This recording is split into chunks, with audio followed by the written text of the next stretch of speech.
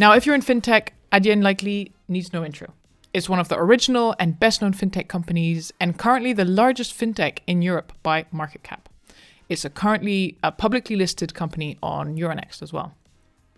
But if you don't know about Adyen, they describe themselves as a financial technology platform that helps enterprise businesses accept payments on a single platform. In essence, it's a platform that allows merchants to have full control of the value chain that is payments. Katerina Nordin is Senior Vice President at Adyen and is currently operating as their Head of Marketing and Revenue Operations. And she's regularly on lists such as top 50 payment influencers and top 50 marketing executives. She's also been at Adyen for over 6 years, and as we'll see in this episode, there's a lot to explore. We talk about the difference between marketing to SMBs versus enterprise customers, what channels work best when reaching enterprise companies, Adyen's ABM set up the best practices that they're actually trying to move away from, and their process for creating different types of content for different personas when targeting a buyer committee. You're listening to the FinTech Marketing Lab podcast. I'm Araminta from Mint Studios, a content marketing agency specialized in the fintech space. And this podcast is where we experiment, explore, and break down how fintech marketing actually works in practice. Each episode, I talk with top fintech marketers about what they're testing, what they're learning, and how they're pushing the boundaries of brand, strategy, and team building. With that, let's get into today's episode. I'd love if you could tell us a bit your journey when you were agency side, and also what is it that you feel you learnt a lot while at agencies that now you apply at Adyen? Yeah, for sure. My journey actually started with my own business. I started in translations. And through doing translations, I started getting more and more assignments that brought me into the world of marketing. These were like the early days of trying to build a presence online. So I did a lot of the early kind of social stuff like, hey, I'm an influencer. I have a blog. It's popular in Sweden. I'd love to have international readers. How can I do that? That type of work, as well as working with more established advertising agencies on their pitches and whatnot. And from there, that became a bit of a springboard into being a copywriter and later on a planner strategist. I think working in an agency environment, I worked predominantly in advertising agencies, so either doing strategies that were more like brand strategies, or really doing campaigns with a heavy focus on TV. And later on, I started branching off more into social and PR. The biggest learning that I take away from that is the exposure that you have to so many different industries, to so many different brands. You really get to be close to so many different ways of doing marketing, or how many different businesses look at marketing. And I think if I look at what I've really taken with me is everyone is out there trying to do the same thing. They're trying to grab attention. It's always going to be about relevance. And what's difficult about capturing that relevance is you have to understand your audience. Your audience isn't static. They're in an environment that's ever changing too. Everything from the business priorities for the company where they work, if you're B2B, like we are at Adyen, but also just media consumption habits, expectations of like, how do I research to get the information that I need? All those things are shaped and influenced by the other things that we consume. So now we're living in a TikTok age. And I think we've seen with a little bit of a delay, that's now coming through. And we have Reels on Instagram. We have Reels on LinkedIn. It shapes the way that we consume media and therefore changes the rules for how to engage and be relevant. That's something I think agencies are really good at picking up on early. And at the same time, not being so distracted by the things that change. You also need to couple that with like a core insight about your audience. If you do those two things, you can be extremely successful with your marketing. So is Adyen doing TikTok? We're not doing TikTok, no. And I don't necessarily think it's being present on the channel, but it changes something. I think it changes, we talk a lot about that. Does it change the attention span? Maybe it doesn't change the attention span because we also see people engage with really long form content. So obviously there's room for that. Will people engage with a 20-minute long video though? Probably not. With a 5-minute video? With a 3-minute video? we're used to a short and snappy way of taking information in that kind of like motion format. And that's certainly something where I see so many of the trends and habits that are forming, maybe with younger generations, eventually they bleed through and they shape everyone's expectation. I think it was LinkedIn Reels, right? Now you can go on the app and you can see videos in a similar style to TikTok, which I thought was quite interesting. And now all the apps, all the social media platforms are adopting it. So I wonder who's going to be able to own kind of these short reels on LinkedIn. Do you know anyone who's doing really, really well on LinkedIn videos or reels? Would you say in the fintech space? I see individuals that are doing a good job on Reels, and I think that's also an insight that a lot of B2B brands need to tap into. There's a brand called Cognism that you probably know. They're based in the UK, not in the fintech space. Really excellent in at demand generation. I think they've successfully profiled their own employees. Like their marketing leader is someone who really shows up and shares a lot around her playbook. So that tactic of having your own people and have them show up in a way that's attached to the brand but still really human seems to be resonating. And whilst I haven't really seen a brand yet that's tapped into the reels, that's probably my expectation of how a brand could do that successfully by leveraging their own people as opposed to just having like short, snappy branded content. I don't know if that's what people are looking for. Yeah, that's something maybe we could come back to, because I think it's quite difficult to do leverage the people on your team to then create content on LinkedIn. But I want to go back to, let's talk about Adyen's marketing, because I think what we want to focus on in this episode is how you market to enterprise. And you do that really well. From the start, Adyen has been focused on enterprise. And so that's been like marketing has been mainly around that. So before we get into it, I kind of want to hear your thoughts on how would you say, is it different, marketing to enterprise versus SMBs or smaller companies? One very real difference that everyone will notice instantly as they start to work on enterprise marketing is your target audience is more limited in terms of the number of companies that you're going after. So a lot of tactics that you might successfully have employed for SMB that build on reach don't really apply in the world of enterprise marketing. For a while, when we were building up the marketing team at Adyen and we were hiring a lot of folks that had good digital skills, good demand gen skills, one of the things that many of them would share is like, yeah, we're going to do this push and then we'll retarget. And we're just like, we might not meet that retargeting threshold for all of our segments. What would you do that? So I think that there's a bunch of nifty things, particularly if you go back a couple of years, that marketers had in their playbooks that work definitely for B2C marketing when it's at scale and definitely for SMB marketing.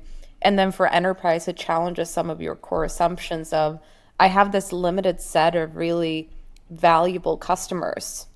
What's the best way to reach them? What's the best way to engage them? Yeah, you have to go really deep into what they're thinking and feeling. Like just off the top of my head, I'm thinking, for example, Google Ads. Google Ads performs best when you've got a high number of conversions. But when you're enterprise, you're looking for quality, not number of conversions. Immediately, your Google Ads can't be as effective because you're working with smaller numbers, right? So it's almost like qualitative rather than quantitative, right? Would you agree? Yeah, and there might be folks in my team who will listen to this when it comes out who could definitely do a better job of going into like all the specific channels and all the specific formats. More from how do we set up the strategy and how do we think about success?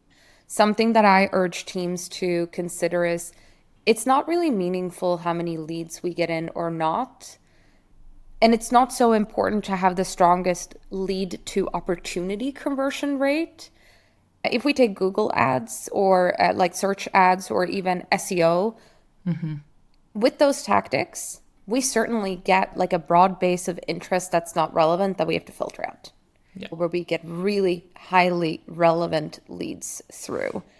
So it's about looking at, out of the tools that I have in my toolkit, what are the ways that I can really engage these accounts that we've identified that we know we're going after, or at a minimum where we know this is a segment relevant for our ICP, how can we make sure that we're touching those accounts? If you have to cast your net a tiny bit broader and it's not too costly, I wouldn't worry about that. And it's also not about the cost per lead. It's not about optimizing a few euros or dollars up or down. We have to take a much longer term perspective on holistically, are the marketing programs driving the outcomes that we're looking Yeah. for? Yeah. And that's something that I think enterprise marketing has really taught me, and it's been a discovery together with the team. We can't be in the business of measuring everything. There's so much data that we have, but making sense of that data and really being able to take something from it is difficult. We also have to prepare that we're not going to be able to map out a journey exactly of how every single buyer out there decided for us. But we have to have a good enough understanding and good enough assumptions and be able to test kind of the core assumptions to see if we're being successful or not. So it's not measuring like, hey, this blog post gave us X or Y. I don't think that's the game in enterprise marketing as much as looking maybe like over this last like 3-month, 6-month period where we've been doing these pushes, and these are the themes we think will really resonate with our audience, and these are the demand capture moments that we set up for ourselves. What's successful, what's not successful, what's really translating through the pipeline, and how is that pipeline progressing? Mm-hmm. Yeah, it's tricky because a lot of the marketing advice and marketing books out there are not for enterprise, right? They're for SMBs, and so you have to kind of step away from all the advice and everything that everyone tells you to do and actually do it differently, because you're saying like you're not tracking everything and you're looking more at themes. That's kind of counter to what a lot of people say in the SMB space. So have you found that was quite a challenge, like having to step away from all the tons of advice and LinkedIn posts that will tell you to do XYZ when really it might not apply to enterprise? For me personally, I don't necessarily think that has been difficult, because as long as we have good evidence that what we're doing is generating a return, I think we can be pretty confident. I think the challenge when you're in a niche space, and something when we were preparing for this, we said we talk a little bit about best practices. I think this takes us onto that track. What is a best practice? Yeah. Like at its core, it's basically the accumulated wisdom of all of those that have come before you. Beautiful concept, that's great. But if they're operating in a wildly different business context than you, does it really apply? And that's where I think like it doesn't have to be binary. We dismiss all the wisdom out there or we follow it blindly. I think you have to take that test and learn mindset. Like, hey, first of all, there's just like a reasoning check. Would this work? Can I see this working? Like if I apply this advice, where would I expect that there would be a conflict with the way that I know my market operates, the way that I know that our sales cycles work, the way that our offering works? If there are really obvious conflicts, yeah, there should probably be a little bit skeptical about whether I'll apply it. If it's something where it's like, maybe that could be interesting, let's see, let's try. That's how we discover and that's how we learn. But certainly, like I think for a lot of people that are in their roles, one of the tangible examples I can give is that in most companies, sales reps will have a ton of metrics.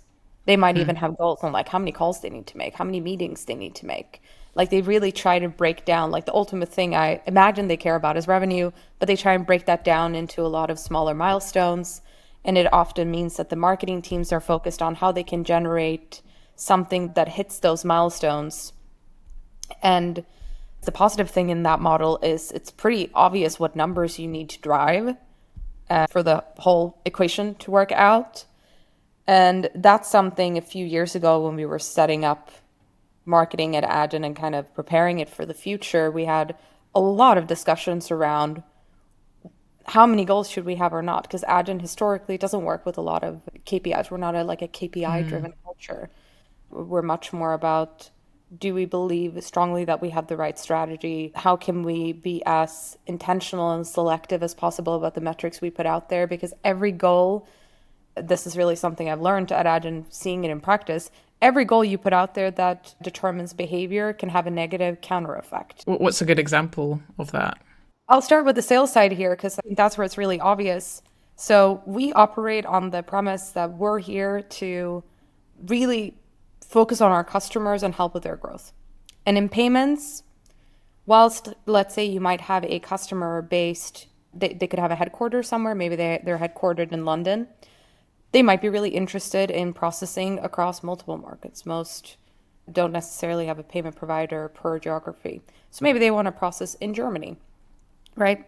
And they might even have an office there, and they might actually have a payments team there because there could be specific payment methods or nuances in the market that makes that relevant for them.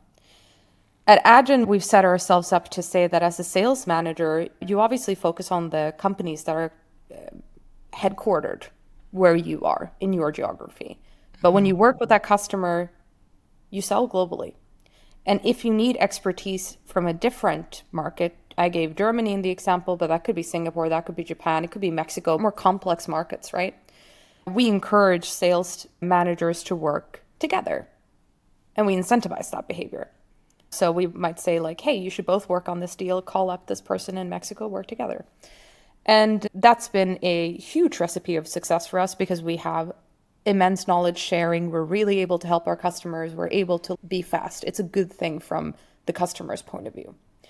What happens when you start to install metrics, though, could be that if you say, hey, how am I going to measure your success? Am I only going to measure your success based on the customers that have country code UK?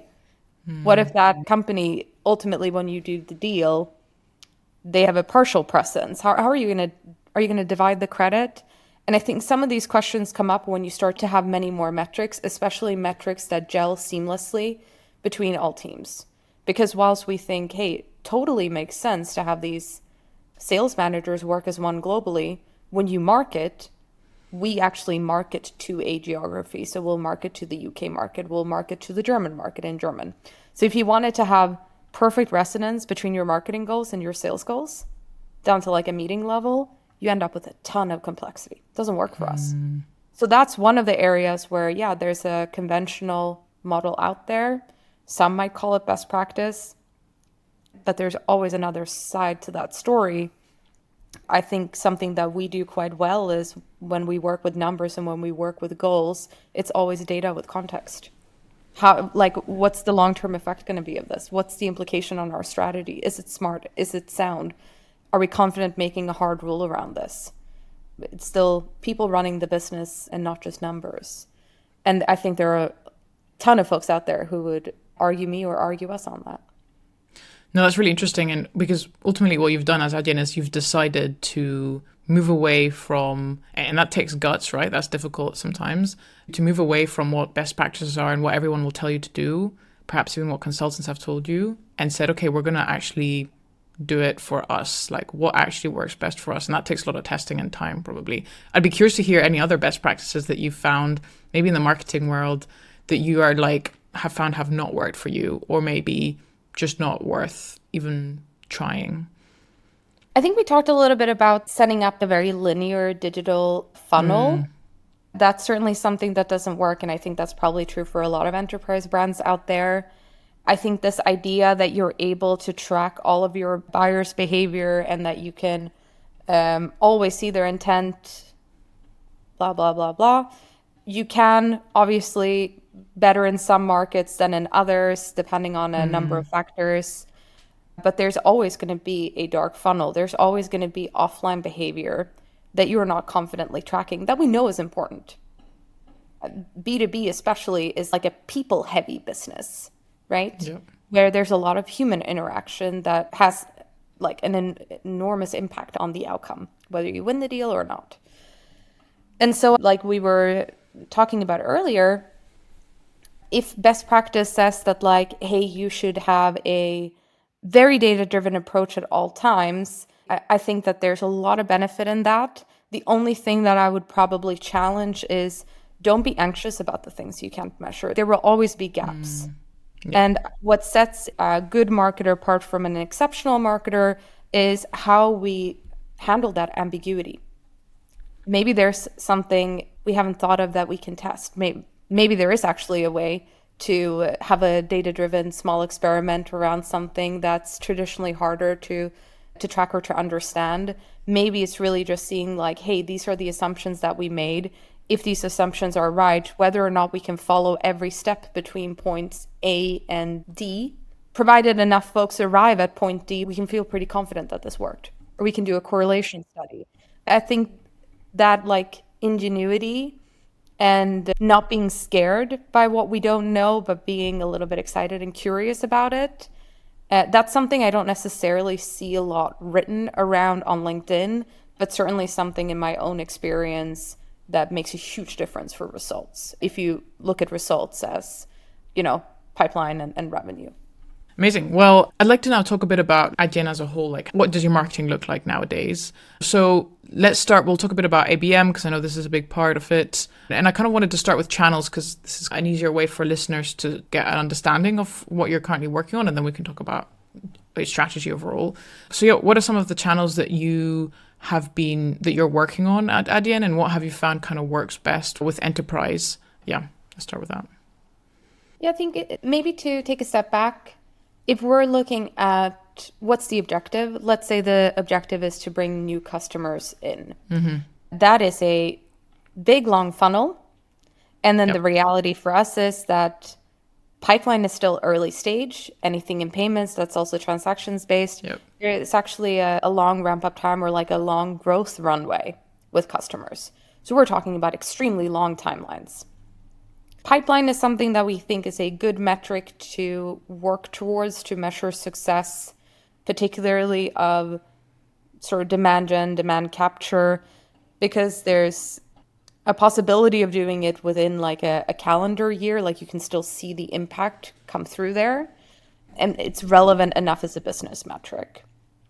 So if we look at how would we set up a marketing program, or we're in planning now, how would a market plan for what they're going to do? There's a lot of focus around making sure that we have the right target accounts selected together with commercial leadership, spanning sales, SDR, partnerships, that we bring it down to like the teams that are actually executing, that they're heavily involved in this process and also own the planning.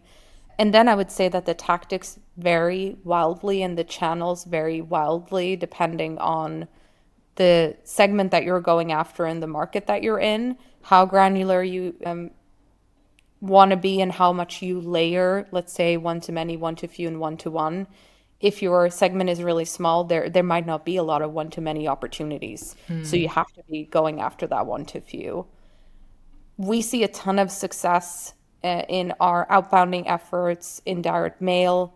We get a lot of traction in overall, and I think this is the other side outside of ABM, like a lot of traction through search. So on the one hand, you have these direct response channels where you're able to capture demand. On the other, I think going back to what we've been discussing, enterprise payments especially is a subject that's heavily researched. So having really solid SEO approaches, getting sharper with your content, making sure that you're educating in the right way, tying those themes and being selective of how much you're pushing out there, making sure that's also resonating in the earned activities that you're doing. We see a lot of traction coming through on inbound. So if I would take a channel perspective, we could probably talk about a few of these things that are working well. If we go more from like, what's the objective and what are we looking to achieve? Are we really clear that like, hey, this is our outbounding motion and these are the things that we need to do? Then that's probably where we see more variance. Yeah. I think I shared this actually when I was on stage. I was in a panel on ABM. In Germany, we did this campaign, which was gardening themed. And it was like a little gardening kit that was sent out because they had this insight that the majority of the buyers they were going after were in a demographic where they really believed that gardening would hit home, and it was a wild success. I'm not certain that that's something that we would necessarily be able to replicate in all of our markets or with all of our segments. So sometimes we have those really niche, nice little moments, whereas on the other hand, this behavior that it's something that requires research, it's something that is a considered purchase, that I think we see ring true globally across all the markets that we're in. Yeah, no, that's a really cool example of direct mail, because you said direct mail works very well. And I know that's kind of like not so many companies do direct mail. So I imagine the gardening kit. So just to clarify, the gardening kit, you would send it to payment leaders at merchants, or who are you sending it to? Yeah, so I think for that particular push, it was a home and garden segment. So they are working in home and garden. Got it. And they researched some of these individuals. They saw that the digital presence was really low, like no LinkedIn profiles. Yeah. Probably not people that they can necessarily reach through as easily through a digital campaign. The push was, hey, let's do this nice kit with a bit of a gift, nothing too crazy. I think it was a few seeds and maybe like a gardening glove or something, a nice written piece about what we can do, and I think an invitation to an event. And it was really successful. It was really successful. It was really successful in this hyper niche segment. So that's where I feel like we can get a lot of traction out of it. I've also seen other direct mail pushes, and the trick almost always is how well do you understand the audience and make sure that you hit on something with a call to action that resonates. The call to action might not be jump on a sales call. It might be come to an event. It has to be maybe a softer call to action. And even in this, there's also a close collaboration with an outbounding SDR motion. They've probably been sending some emails. They're probably calling to follow up. So you're not going in completely without any context around who we are or any other way of reaching us. Yeah. I want to go back to something you mentioned earlier, which is inbound or SEO and content. And I'll share in the show notes a case study that we did on your content that was really in depth and really good. On that case study, you said yourself that, and you just said now, that people do a lot of research. Prospects are, enterprise payments is an industry where people do a lot of research. And so that's why it's so important to be appearing online, not just in search, but also LinkedIn and other places. So what else have you found has worked there in terms of, like, they're trying to do a lot of research, but for example, they don't want just beginner content. They're looking for something more in depth. So what have you found has worked in terms of catering to prospects that do so much research, such as, for example, like appearing on Google and all of that? Yeah, one of the things that we've noticed there is buying behavior around payments. It's something everyone has. It's not like you're selling something that no one's using today and you have to convince them. In a way, sometimes I say this, it's a bit like selling toilet paper, right? It is a necessity. Or like coffee. I'm from Sweden. Everyone has coffee at home, always. Yeah. So it's a staple. And then it's a question, I guess this is where you can say it becomes different. Whilst everyone maybe has the basic or foundational level, it's then a question of what are the capabilities that I really need to be successful? And many journeys to switch providers start with a tangible trigger. I'm entering into a geography. I need specific payment methods. That's tricky or expensive or technically not a sound solution based on my current setup. So let me consider what would be a better way for me to do that. I'm not going to go into the exact examples of where we see we have that traction. That's probably something that we'll keep to ourselves. It might be very different depending on what your offering is. But we can identify that there are specific areas where we know that there's more interest and also a need to bring a certain level of granularity into what you're doing. If the content doesn't let the reader kind of finish their mission, complete it, that leaves them at a point where they're probably not going to reach out further or consider us.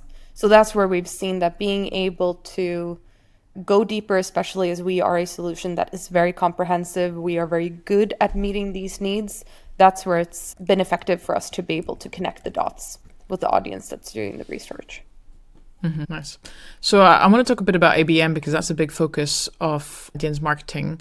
But I'll start with, you've done a few LinkedIn posts about how important it is to do more with less. So I'll start with that kind of angle. ABM depends so much on who you're targeting. There's so many different components to it. What have you found has worked, or some ways to do more with less with ABM? How to make it more optimized, I guess, for whatever your objectives are? I think ABM in its most basic form is about a targeted motion. And in fact, I think all marketing at some point is about figuring out, how do I define the audience that I'm going after? Am I going to segment? Am I not going to segment? And what is the thing they all have in common? And with ABM, you basically buy into the premise that I'm going to divide my market up into smaller sets perhaps even at the account level or at the persona level within an account.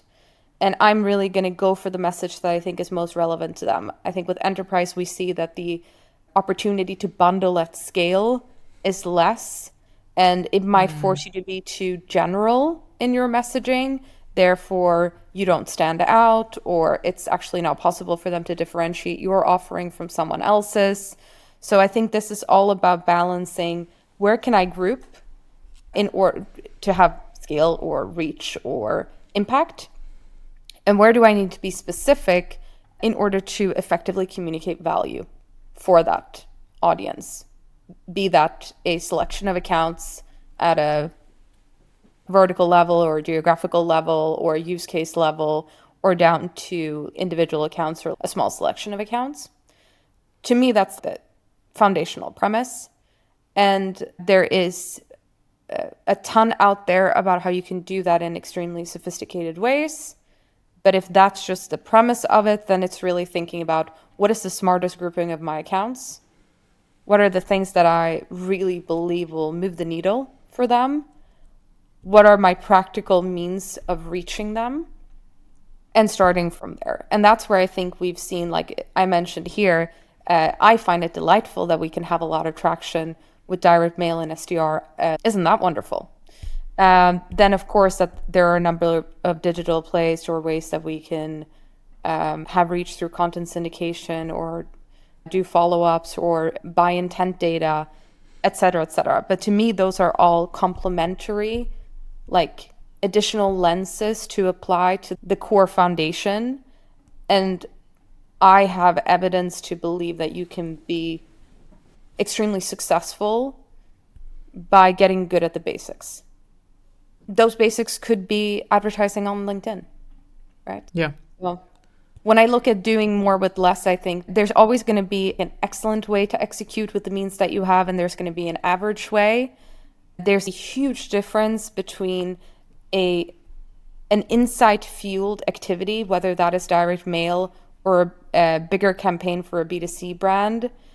You see a lot of bland marketing out there, right? There's a lot of outbounding emails that go straight into the spam or trash folder. Yeah. There are a lot of send outs that are trash, and they end up in the literal trash can. Yep. And there's a bunch of ads that you'll scroll past every day. And I'm not going to say that we get it right 99% of the time, but I think it's in the quality of the original thinking and the strategy that you can be more successful with ABM or less successful with ABM, as opposed to all the features that sometimes are even distracting. Yeah. I think it's worth for listeners to know how you like break down your audiences, because I think you have it in a very clear way instead of by a specific vertical. Do you want to share? So like digital businesses, omnichannel, and then platform and businesses that have their own merchant relationships. Is that right? How you split your audience? Yeah. Yeah, that's right. That's also how we report on our success as a business. Yeah. And I think building a bit on what you just shared with these three audience groups, what we see is that the use case is different. If you are Spotify and you have no stores, right? Okay, you might have one pop-up somewhere, but like you don't really have a physical presence. And then it's all about digital transactions. And whilst it might be the same product and has a single platform, we don't have different products for different segments necessarily. The core product is the same. The things that they need to be successful would be really different than an H&M that's probably interested in omnichannel and connecting channels and experience and loyalty and all those other things. And again, if you are a platform, if you're a SaaS company with your own SMB relationships, you're operating in a B2B model where you are probably facing a lot more complexity. Yeah. There's more to cover there. Whilst ultimately the value that you can provide through payments might be the same, there are additional products that are needed, additional flows that are needed. KYC is a different game. We also really see the need to service those businesses in a different way. That's something that needs to be and is reflected in our marketing. For us, understanding these audiences, and then of course you have subsegments that live beneath them, and you can make that extremely granular by matrixing. What kind of use case are they? What vertical are they in? What market are they in? And then, of course, there's additional segmentations that you can look at down to the account level or the persona level. So there's always a possibility of going like very, very granular.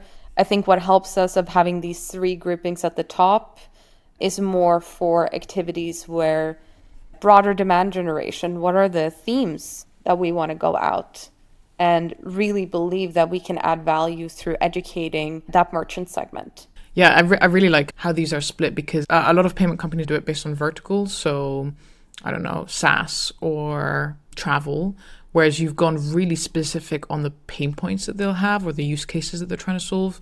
And although it might be a little bit harder to target that as a keyword, it allows you to have a much better understanding of their pain points and what they might be searching as a result of that. So I thought that's really an interesting thing to highlight, like the approach you've taken to segmenting your audience. Yeah, I think if we go full circle to where we started, Yeah. relevance is a huge factor in everything that marketing aspires to drive. Like if we're not relevant, your license to engage someone kind of doesn't exist. Certainly it helps. Like pain points is one way to access it. I mean, there are a lot of successful payment companies out there. So there's definitely a ton of different ways to execute on it. But we have found with the way that we deliver value through our product and some of the things that we believe in, really being a global company with a global culture, always servicing the customer in a way that takes pain away from them, right? Like our internal divisions, definitions, or metrics should never impact that customer experience. If that's the starting point, then we think doing it in this way really helps us and also helps us stay focused on the things that are relevant to them and stay sharp in the messaging. But there's certainly challenges, and maybe we talked about things that we've seen that work. We've talked about some of the things that we're doing. But I also want to stress the fact that there are a ton of unknowns. I live in the camp of marketing. There are elements of it that make it a science. There are probably elements of it that make it an art. But a huge success factor is how do you deal with that ambiguity? How do you deal with the things that you don't know? How do you find a way to test? When are you going to make a big bet? If you're not comfortable with that, then it's certainly a very challenging space to be in because it is something where you see returns after time. I worked at Adyen for nearly 7 years. I've been in marketing for that entire time.